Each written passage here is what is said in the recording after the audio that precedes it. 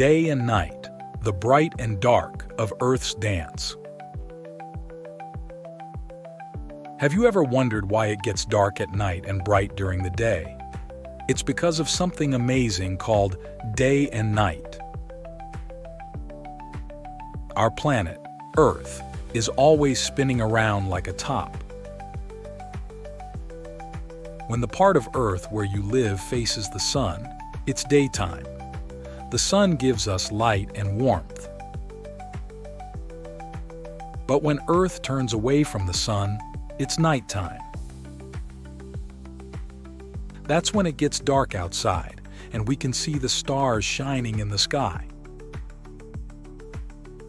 Day and night happen because of Earth's rotation.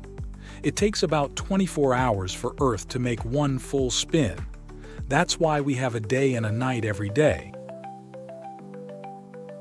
Different animals like different times. Some animals, like owls, love the night because they can see in the dark. Others, like birds, enjoy the day and flying in the sunlight. Even though day and night might seem ordinary, they're actually pretty extraordinary. They help us understand how our planet moves and why we have different times of day.